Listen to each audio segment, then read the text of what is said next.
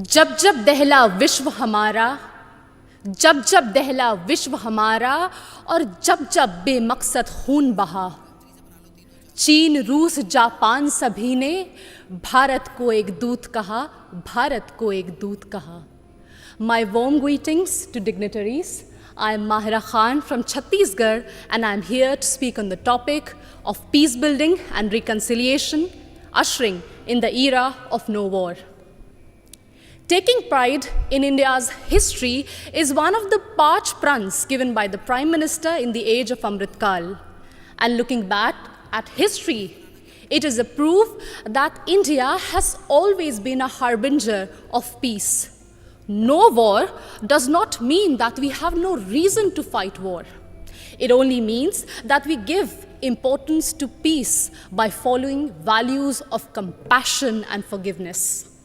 It was the value of compassion that even after winning the war in Kalinga, Samrat Ashok decided to never wage a war and spend his entire life to preach the message of peace to countries as far as Greece.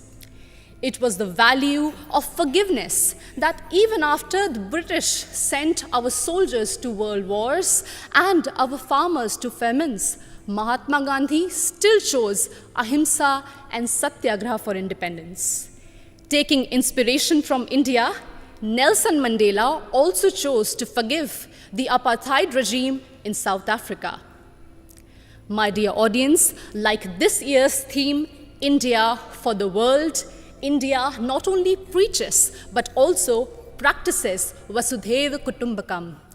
In India's G20 presidency, we advocate for a multilateral world in which no one country dominates another country.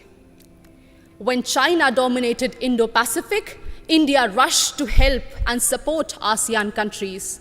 It acted east. When Sri Lanka needed loans, India was the first to give assurance to IMF. It showed that we believed in neighborhood first.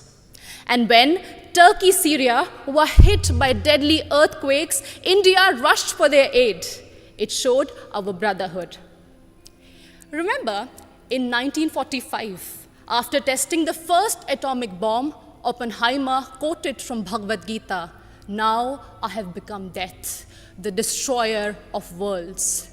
And soon after that, the bombings in Hiroshima and Nagasaki, it was proved that the world does not need a war for peace, but it only needs one war, and that is the war against war itself, exactly what Mahatma Gandhi used to preach. हमें युद्ध के खिलाफ एक वास्तविक युद्ध की ज़रूरत है. And that's why all of us need to unite for one single cause, our planet Earth. The conflicts in West Asia, Africa, and the constant quest for world dominance between USA and China are doing no good for sustainable and equitable development. And this is worse even in the post-COVID era, something which we cannot afford. And in this circumstance, the world looks at India to find peaceful negotiation and conciliation in the midst of Russian-Ukraine war.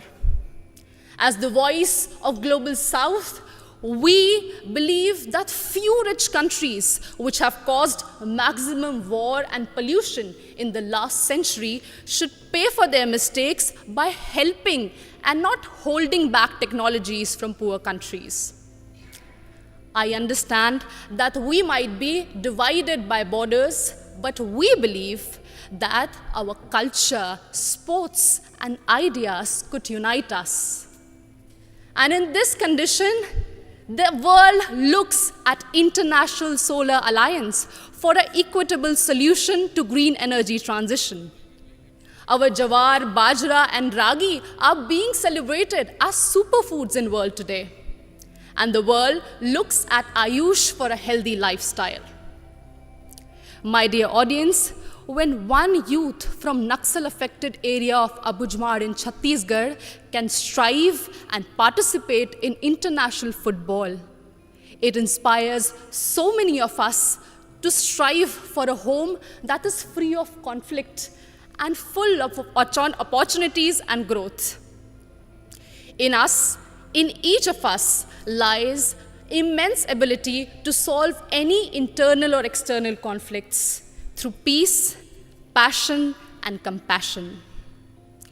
बढ़े चलो यही निदाए वक्त है, ये कायनात, ये ज़मी, ये कहकशा का रास्ता, इसी पे गामज़न रहो, अमन की राह पर चलो. Thank you so much.